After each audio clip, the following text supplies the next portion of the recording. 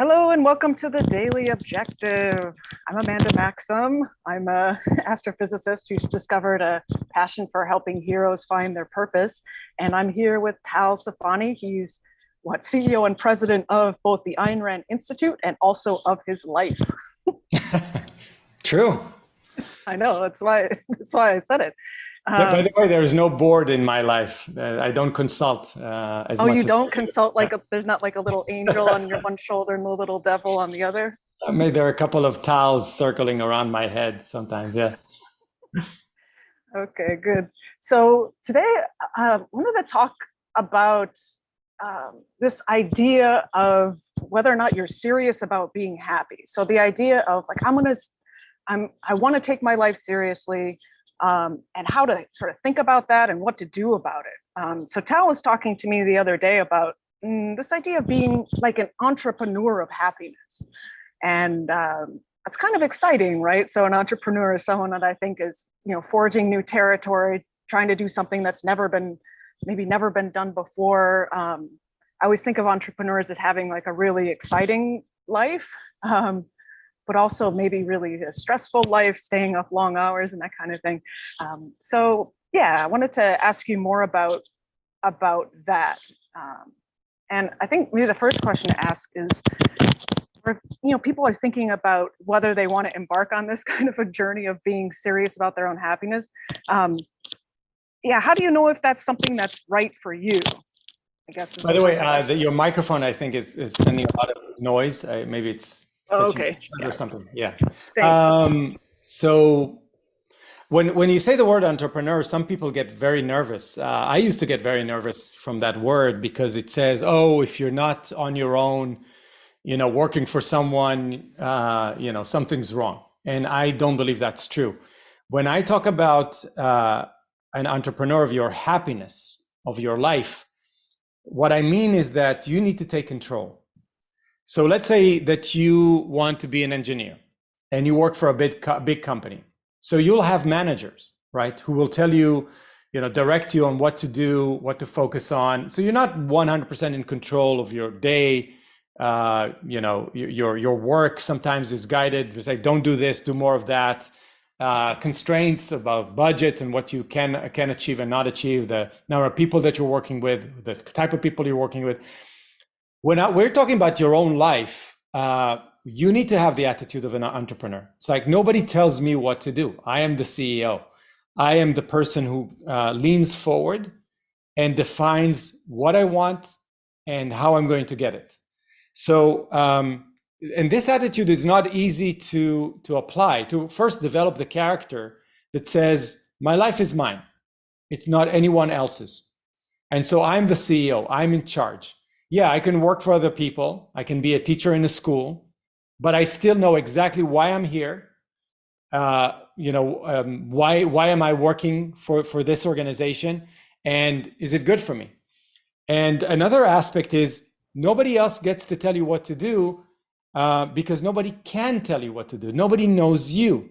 This famous quote from The Fountainhead where Keating is asking Rourke, so what should I do? And Rourke says, you've already made a mistake by asking me. And what he means is that the true answer to that question needs to come from you. So you're in charge, you're in control, you're the entrepreneur here. You need to direct your life solely. Like I said, without no board that consults. You can ask for advice from people that have done what you want to do and give you a lot of practical advice, but knowing if to do A or B, usually it's a bad idea to ask other people because they don't know. I remember asking a good friend if I should leave my job and go to a startup. And he said, I don't know why he said that, but he said, you're compensated really well. You have a growth trajectory in this company. It seems like you're quite pleased. So I took his advice and said, no, it was the worst decision of my life. And he tried to do his best from his perspective, but his perspective is irrelevant, right? So yeah, that's what I mean when I say be the entrepreneur of your life or the CEO of your life. Nobody's there to hold the reins other than you, and you need to have the character that can take the responsibility and develop the attitude to say, yes, I need to know what it is that I want. Now, there's a whole other question about how do you know, but at least one thing to know.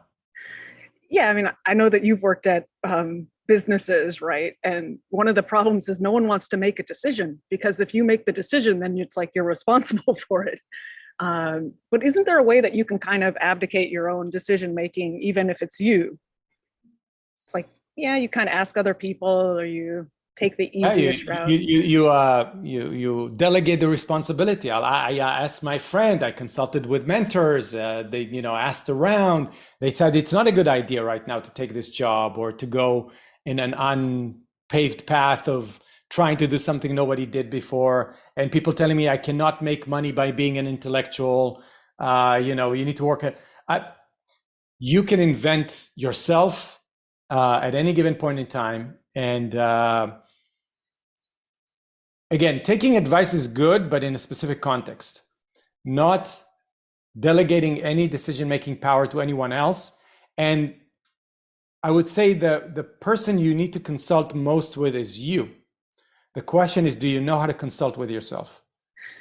Ooh, that's a good question, because yeah, in some ways it's like, yeah, obviously I'm right here. Like, who else is there to consult with? But as I get into this, where's the here, right? Where's the here and who's the you? Yeah, exactly. I think it's a lot harder actually to do that than I initially thought. That I have ideas and thoughts, and some of them are definitely mine, and others are like of layers of maybe they aren't mine, or I'm putting pressure on myself to do something that doesn't make sense. So yeah, how do you start like actually listening to yourself? What does that mean? It's a process, and it needs to be developed. The skill of consulting with yourself, being in tune with your emotional responses, and then understanding your emotional responses. So I think there's several layers here. First is, what is the response? When I do something and I feel something, how much attention do I put to that emotional response?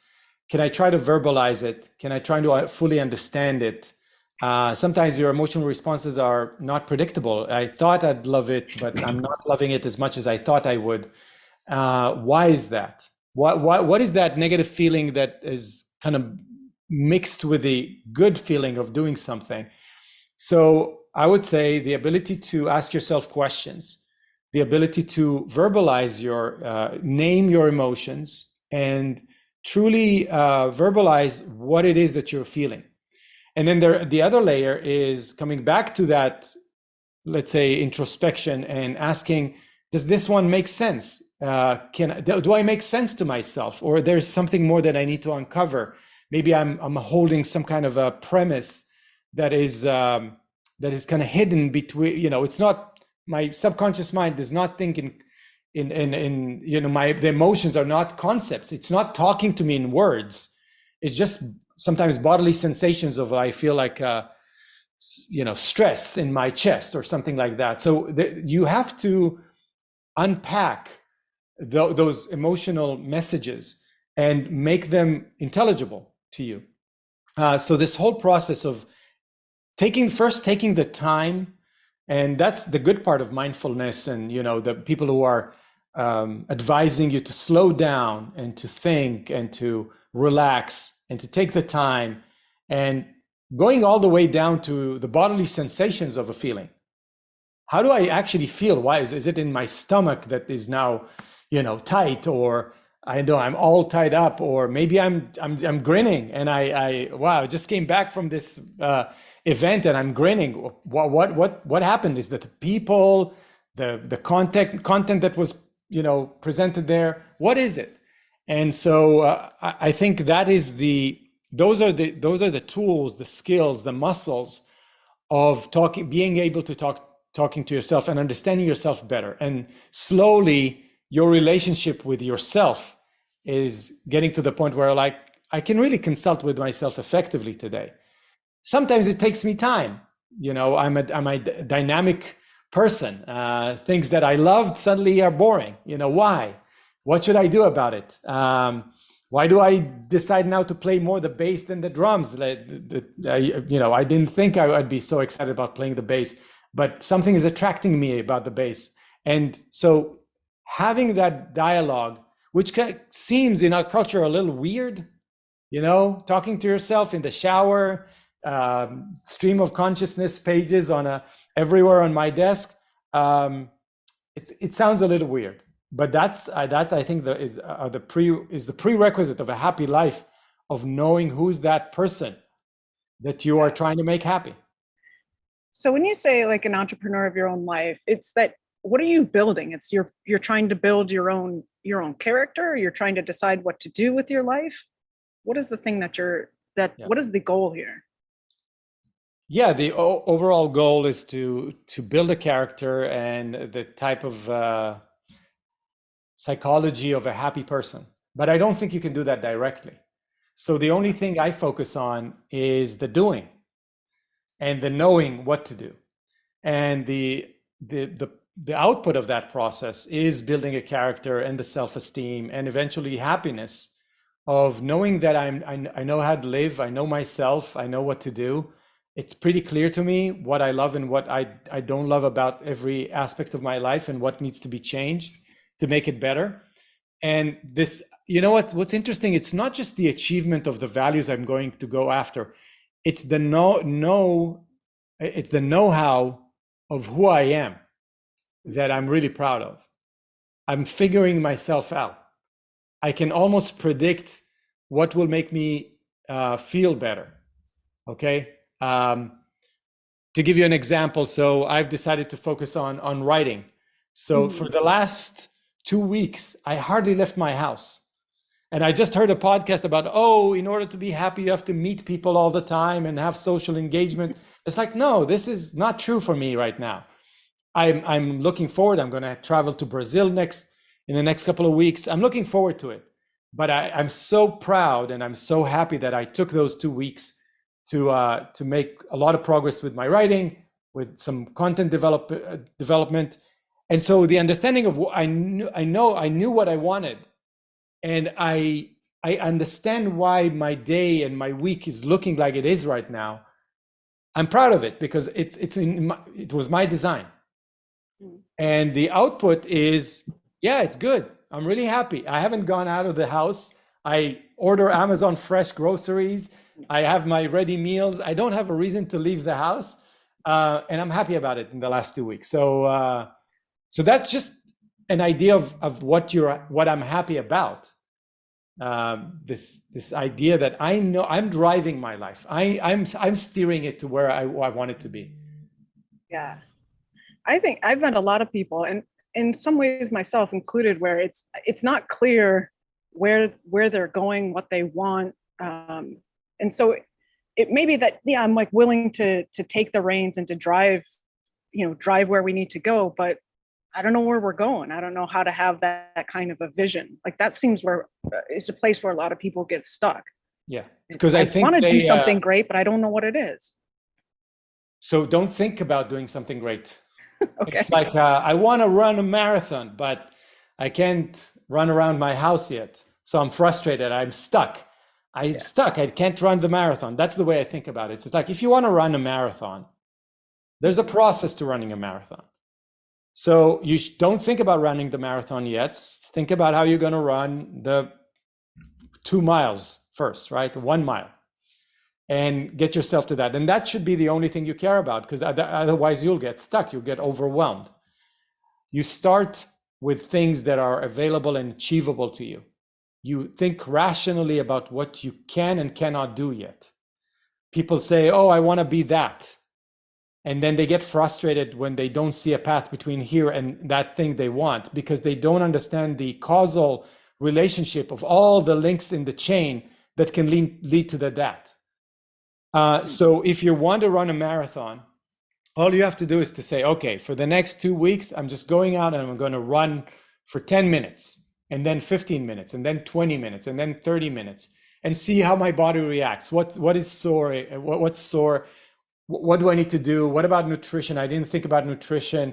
can I get someone to run with, right? Who wants to do it with me? Because it's hard for me to motivate myself. I know that about myself. So the way I think you get unstuck or you get started to build a much bigger life, it's like a spiral. You don't start from the end. You start with building small habits and doing things that will give you more and more motivation. It's like a flywheel that starts moving faster and faster to the point where, like, I can't believe that I'm doing this. And I can't believe that I got here. How did I get here? Another point I want to make about the links in the chain is we think in terms of links, not the chain. Oh, I want to run the marathon. I want to get that job. I want a new relationship. I want to leave that place. I want to buy a new house. It doesn't matter what you want.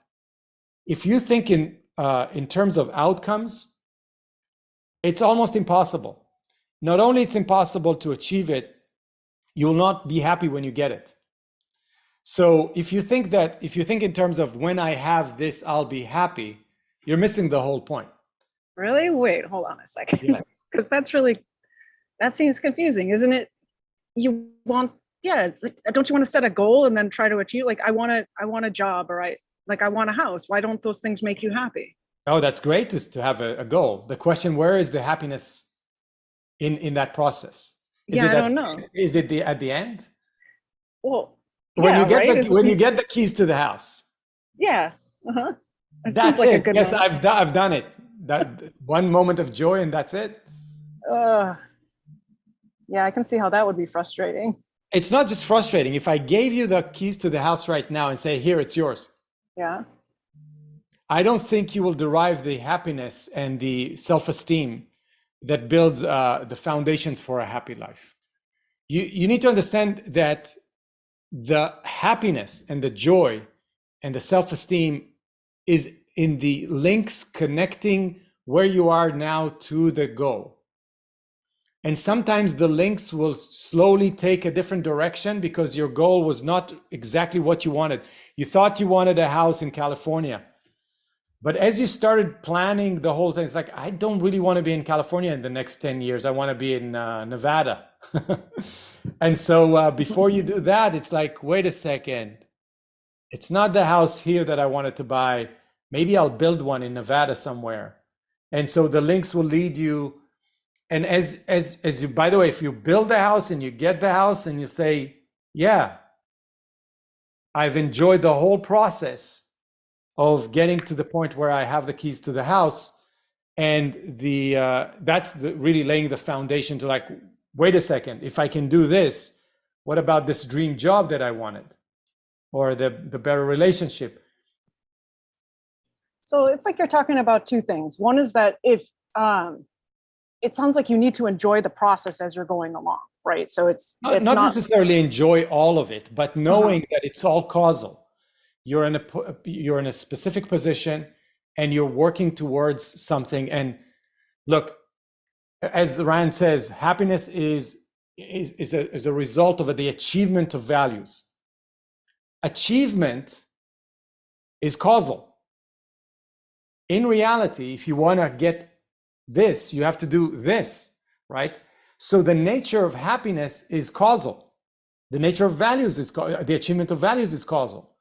So the thing to understand is the only way to be happy is to enjoy the causal connections between activities. Not all of the activities are enjoyable, but the knowledge that you have done what needs to be done in order to get from A to B to C to D is where your subconscious is saying, wow, we've applied ourselves and we're getting the kind of reaction we wanted in reality. Building a company, you know how many things go into building a company? You have to sign legal contracts and, raise money. It's not part of building the best product in the world, but you have to do it. And so the knowledge that you've managed to do the things you didn't even think you needed to do in order to get the result you wanted is where the pride is. There's also something about this idea of you've got all these links, but then they don't always necessarily add up to a chain. Does that make sense? Or I got this thing and that thing, but it's not like they're coming together.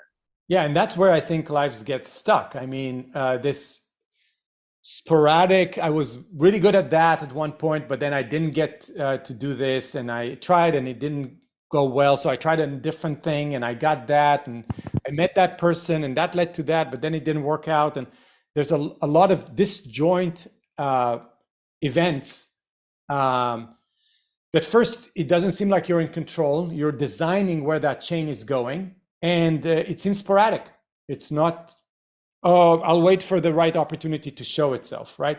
That's not an entrepreneur. An entrepreneur of your life saying, I'm not waiting for anyone. Think about Howard Rourke, right?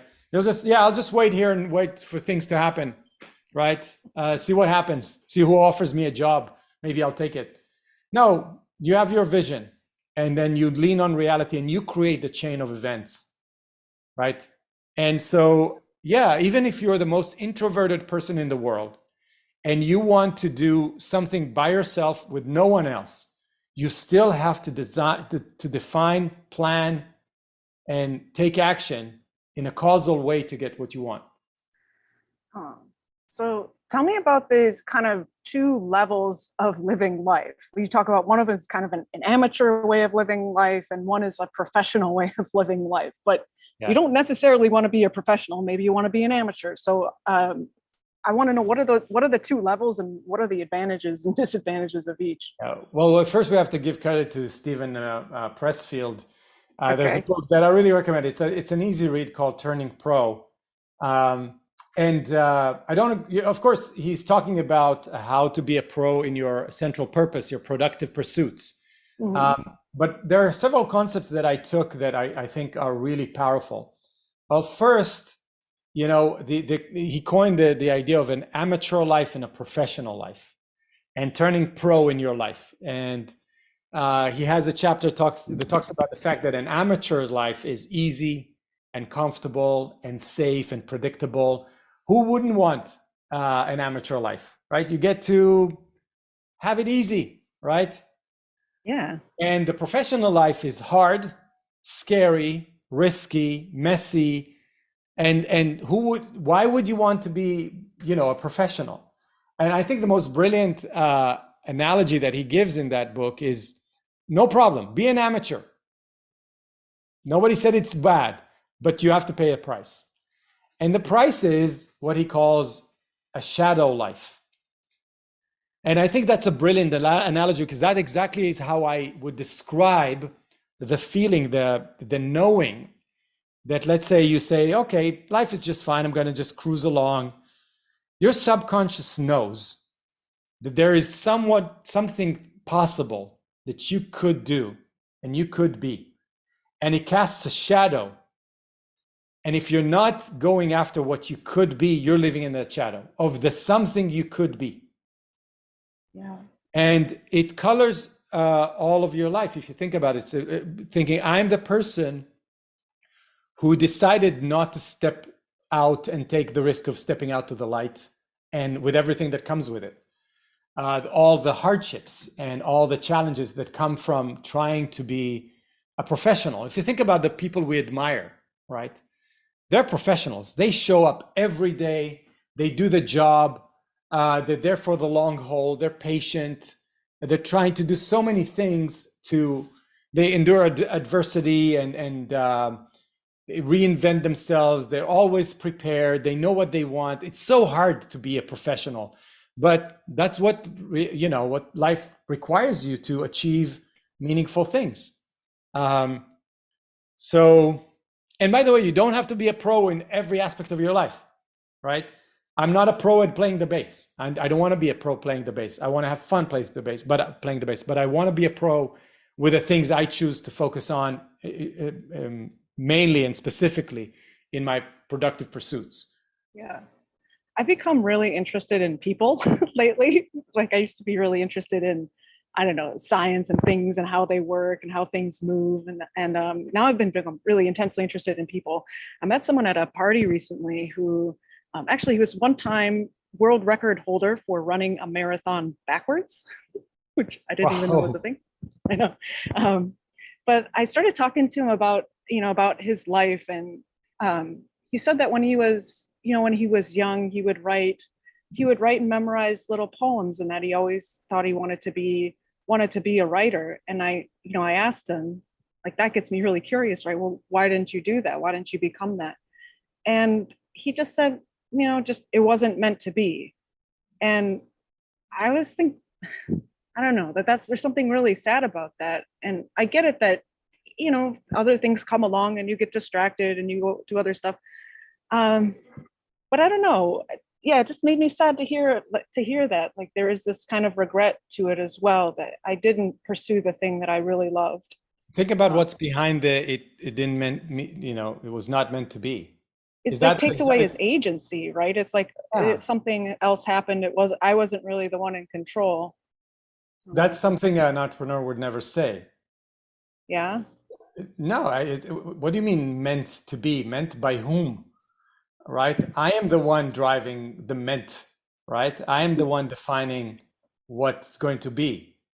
So I think this is the attitude that I'm talking about, of saying, no, forget about meant to be. Forget about when the opportunity would show itself. You need to go out and get the things you want. You need to go out and figure out ways to live the vision that you define for yourself. Now, I'm not saying it's easy. Again, you want a pro-life, there's a price to pay. But the price of showing up every day and doing the job and focusing on it and everything that it goes with, we can talk maybe about what does a pro look like, right? Yeah. But doing all the things that a pro does is much easier to endure than a life in the shadow. Because I'm honestly good, if you're living this life in the shadow, it's like every single day you're telling yourself that your dreams aren't really that important. What you want is not the most important thing.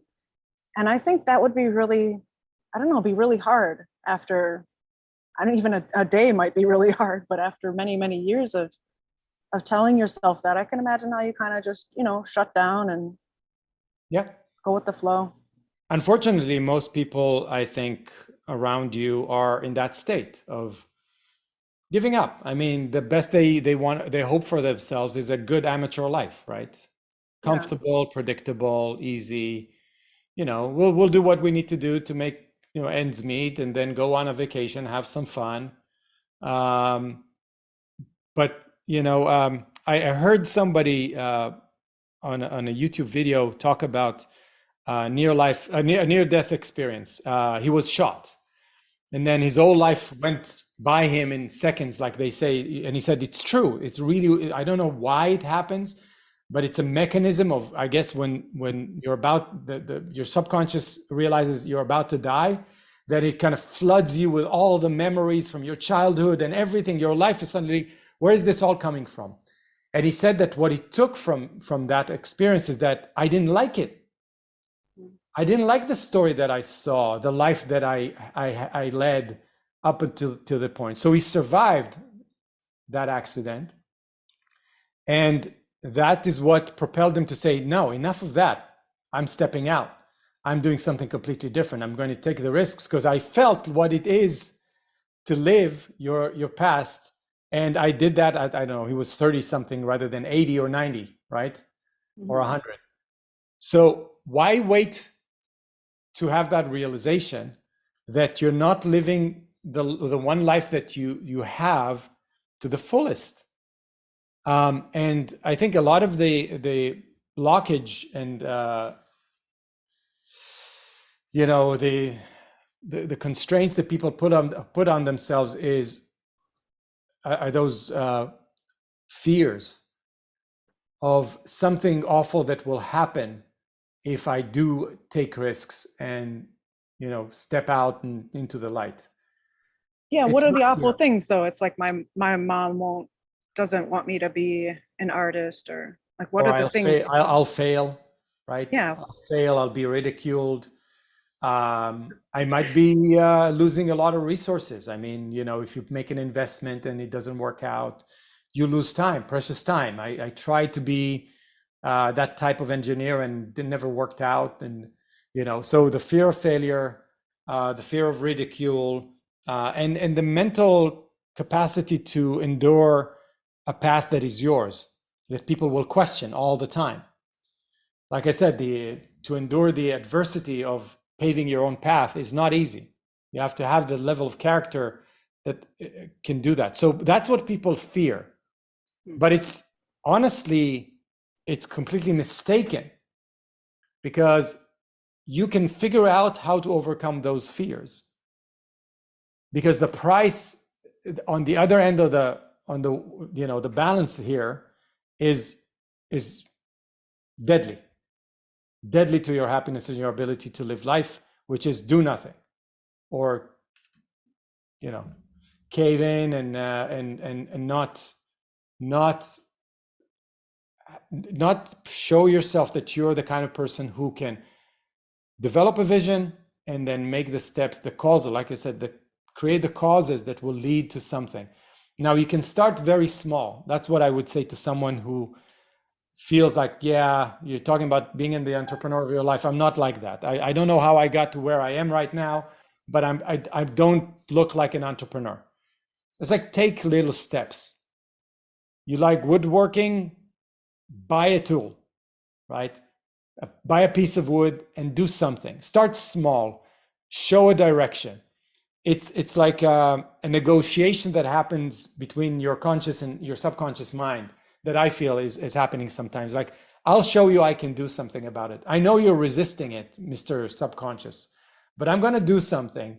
And Mr. Subconscious says, wow, you actually did it. Maybe I'll allow you a little bit more leeway here to try something more daring, like buying a big machine so we can start doing bigger things. So it's this is the spiral, the virtuous cycle that happens with getting released from fears and anxieties. And again, you have to be very realistic on what's possible to you. I'm not saying, I'm going to be an opera singer no matter what. I don't have the voice for it, but that's what I want. No, be realistic. Be, know what's feasible, what's not feasible, and pave a rational path for you. Your subconscious mind is a good guide to what's going on in a very deep sense, right? So communicate, and if you're stuck, then you get unstuck by slow, like a very tense muscle, right? You slowly rub it to release it to the point where you gain more flexibility and mobility. And that's how it feels to me when I get stuck. That's my attitude. This is something I struggle with, because I think oftentimes this idea of, no, be realistic, it's actually the thing that holds people back, and like the thing that holds me back. And I think there are so many more possibilities than sometimes a lot of people, imagine. Like you said, this idea of, oh, you want to be a singer, but you don't have the voice. I'm not sure that that's always like a killer for that kind of a thing, right? No, you can be in the local choir, go have tons of fun singing at your level, right? And what you can do. But maybe, again, keep it as a hobby, but be serious about it.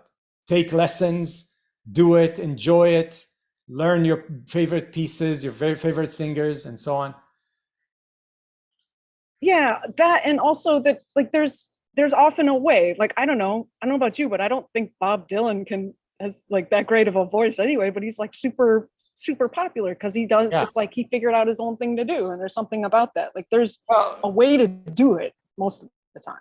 If you think you have the natural talent to do something that is unique and never been done before, do it your way. Be as awkward and as possible, if that's what needs to happen. It's a good example. Bob Dylan wanted to create the kind of music that Bob Dylan wanted to create. Mm-hmm. You can love it, you can hate it doesn't matter. He did it, right? So you're right. You shouldn't tell yourself it's not possible for me unless it's really not possible. Yeah. I mean, I want to be an astronaut. Nobody will, unless you can fund the rocket ship yourself, like Bezos.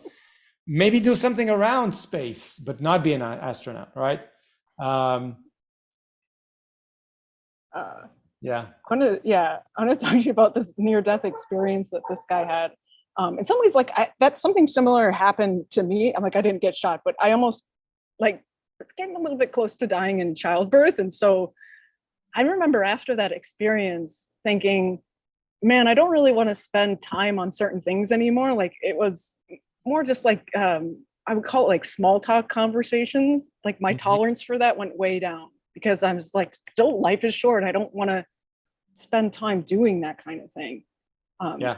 And even if you haven't had a near death experience, one way that you can kind of recreate that is go talk to old people. They're really interesting. They've lived an entire life. I think of humans as kind of integrating machines, right? They take all of their experiences and I don't know, there's something about being human where you add it up to something, like to some meaning or some like lessons about life. And a lot of times old people have good, they put it together in a good way. Sometimes you can see like, oh yeah, I can kind of tell how they went wrong. But if you talk to them, it's like you can tell immediately what it is that they regret. And it's that kind of thing. Like I didn't try. I didn't go after that dream, or I kind of let, I let someone tell me what to do. And I probably should have, been more courageous. And it's interesting that all of the advice, the good advice, is pointing in the same direction. It's never I regret trying. It's always I regret not trying. Yeah. Very seldomly you hear like, yeah, I tried it, I went with everything and I lost everything. It was a disaster. And, usually there's a lot of issues with the original decision to go after something. You see, it was not really well thought out. But 99% of the good advice is usually go for it, try it. You'll never know what's going to happen. Yeah, that's one of the things that was funny about the man I met at the party is that he told me to follow my dreams, and he was pretty clear about like that's what you should do, even though maybe he didn't do that in his own life. Mm-hmm. Mm-hmm. So I thought that was interesting. It is. Another aspect, Amanda, it sounds very kind of self-helpy to say, yeah, go for it, do it, but I want to stress again, we all have our own psychology, our own experiences, our own construct, and a lot of people are stuck at different levels. Some people are stuck with not having the self-talk habits of knowing what they want. For me, that's the most strategic problem to have. I don't know what I love. I don't know what I want. And I don't, so it's all like a big blah, right? I don't know. I don't like anything enough. I'm not passionate about anything. So no wonder you're taking a blah job and a not so cool relationship.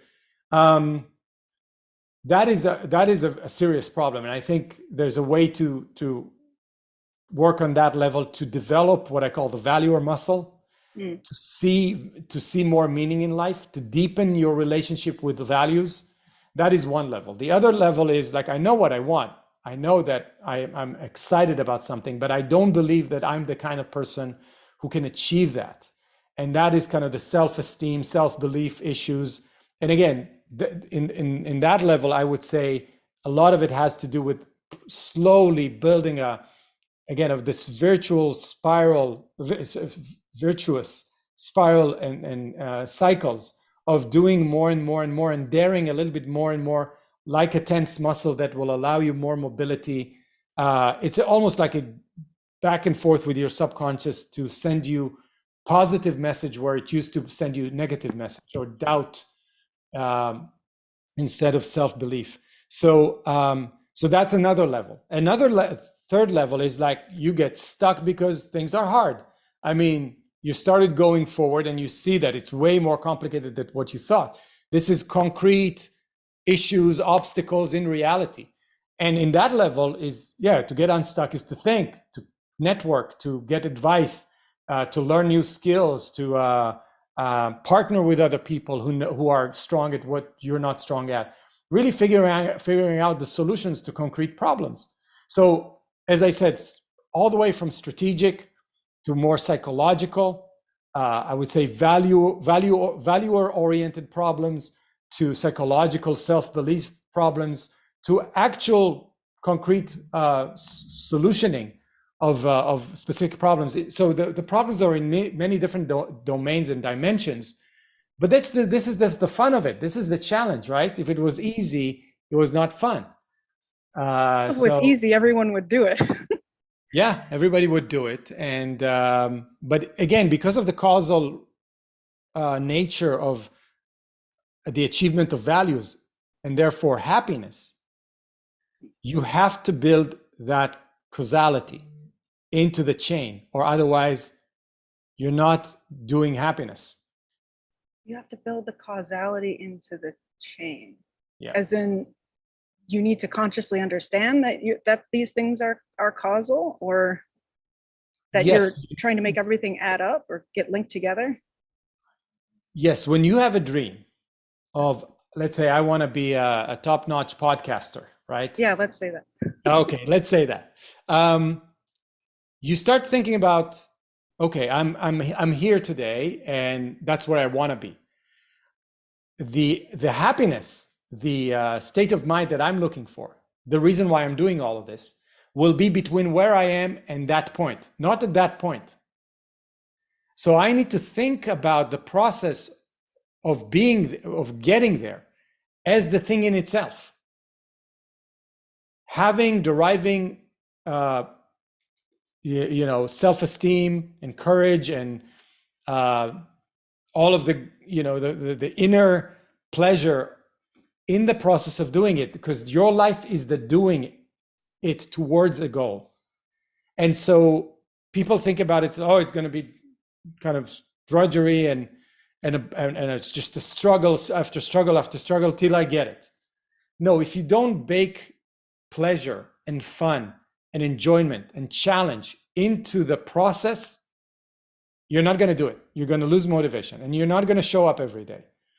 So if you are podcasting, think about, how does Amanda love podcasting? What is it that's going to make it enjoyable and fun and easy and flowing, right? Rather than stressed. How do I deal with deadlines? How do I deal with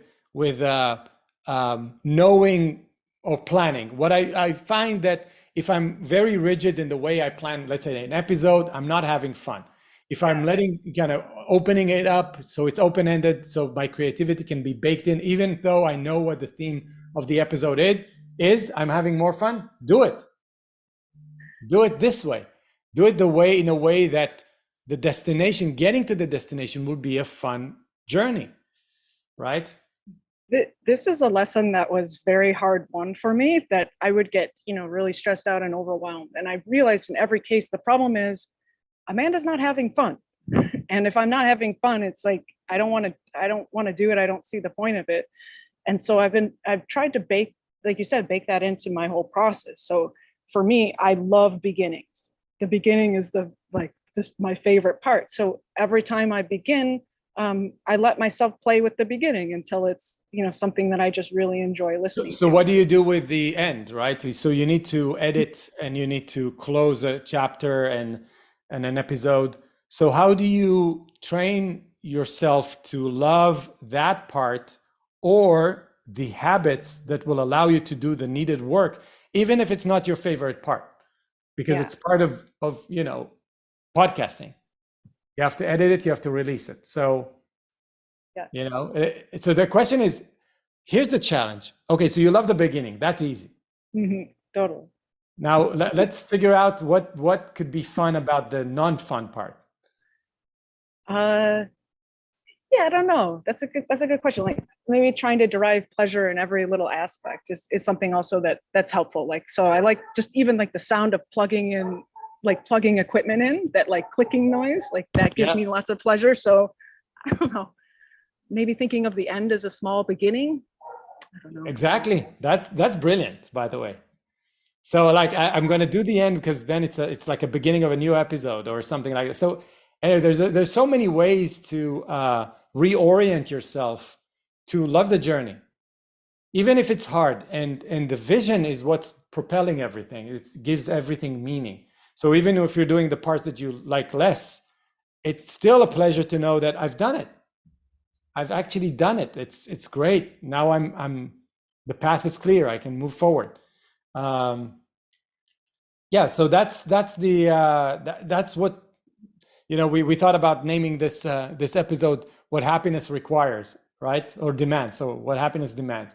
It's really the complexity of reality dictates what happiness demands, in the sense that you need to do a lot of different things. And achievement is an achievement because it's not easy. It's a challenge, be it physical or conceptual or intellectual. It doesn't matter. It's the vision that drives everything and our ability to get there. Yeah. I wanted to ask you one more thing. We're running out of time, but first I want to read the super chat. So we've got Bonnie Bertrand, $1.49. Awesome. Thank you, Bonnie. Mary Aline, $4.99. Thank you. And Roland Horvat, who gives, I think it's £1.99.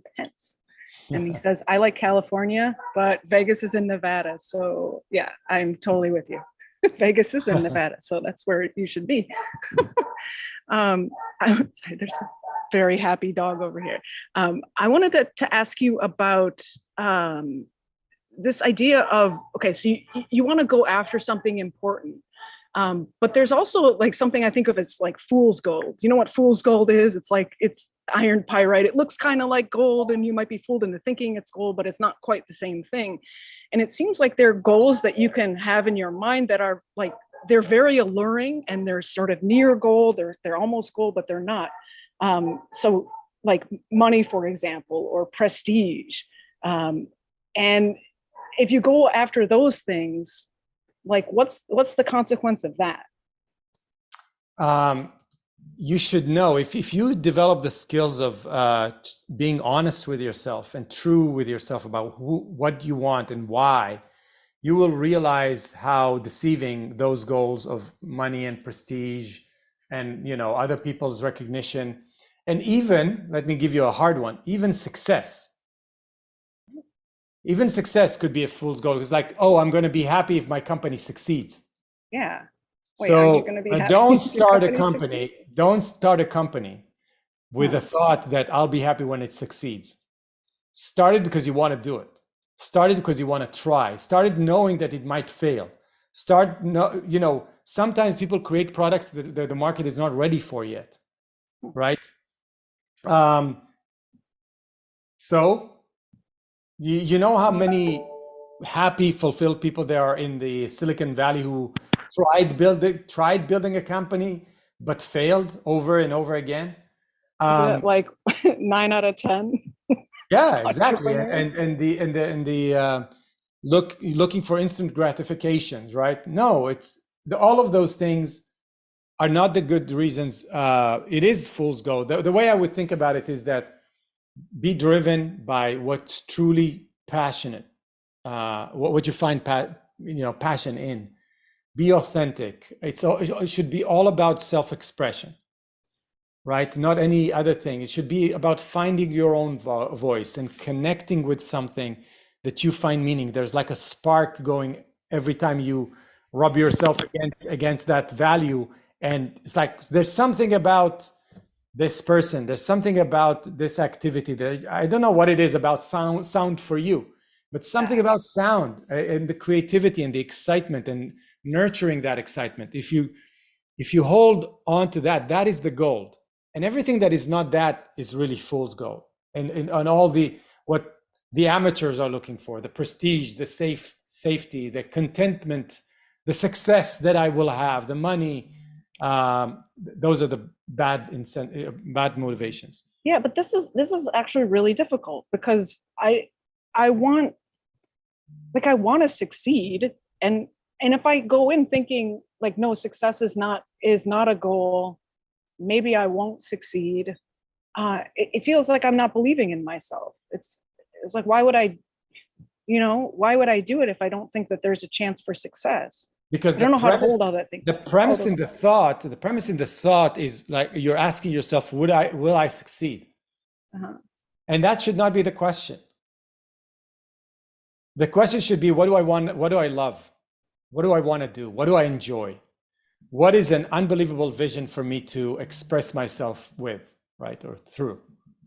That should be the question. The rest is just technicality of how do I get there, right? What do I need to do in order to get there? If you're hanging everything on the succeed, not succeed, probability, then you'll shut down, because sometimes when you're starting a new company or doing something like that, or venturing on a new path, there's a big probability that you'll fail in creating the vision the way you see it, right? Some things might happen, you don't control everything. If that is your motivation, you're bound to fail and to get frustrated. So it's almost like you need to reorient your wanting mechanism. The wanting mechanism needs to be driven by the self-expression, the ability to say, the fact that I'm sitting down and I carved the time and found a way to do a podcast about something I'm interested in, that is the success. Not if Pushkin will sign me up, at the end Hi, of Pushkin. I'm available. Anyway, I think we're running out of time, but I think it's a very important point that we've made right now. Check your vision and desire, right? Check your passion. Check your motivation before you start. If it's more about what other people will think about it, what I will think about, what other people think about the prestige, the success, the money, the outcome, you're not driven by the type of fuel that fuels success and happiness. True success. So it's like I want to run the race every day because I enjoy the running, and right. If I win, awesome. If not, and if you don't like the running, go find a different thing that you enjoy, because you have to show up every day. It's not easy to show up every day. Yeah, awesome. So yeah, we're about out of time. We should wrap up. I wanted to advertise that we're starting another happiness team shortly. So on September 9th through the 11th, we're going to do a 3-day virtual happiness team workshop, which I'm really excited about. If you want to get more information about the happiness team, go to myhappiness.team and you can apply there. So love to see your application come through. Basically, I don't know what do you do in the happiness team? Give me the 5 seconds. Yeah, we're in a way, all of the tools, the insights that we were talking about in the different episodes here, we're just organized into a process of really answering the question, who am I? What do I love about life? And then from that realization, deriving the thing that I want and I want now, and then thinking about how can I get them? What do I need to do in order to get them? And what's stopping me? And how can I overcome those obstacles? And leveraging the power of an accountability team to help you to be objective, to give you feedback. It's like, that sounds very authentic, but that other thing does not. It sounds like somebody planted that in your head. It's very easy for other people to see it. And so that feedback is very powerful. And then after we do the 3 days, we're starting a weekly meetups with the accountability team, the happiness team, to go out and pursue. Yeah. Really show up every day and do the things that need to be done. And some people have breakthroughs, and I'm really delighted to see people really making huge leaps in their own life. Yeah, me too. That's my favorite thing about the happiness team is watching people figure out what they want and then watching them go after it. And exactly. Something really inspirational about that. All right, okay. So that's myhappiness.team. And also upcoming show right now at 7 p.m. UK is the Fountainhead Book Club with Lisa Van Dam and Shoshana Milgram. So wow, we should stay and listen to that. Yeah, that's a good one. Awesome. All right, everyone. Thanks for tuning in. We'll see you next time. Thank you. Bye-bye, Amanda.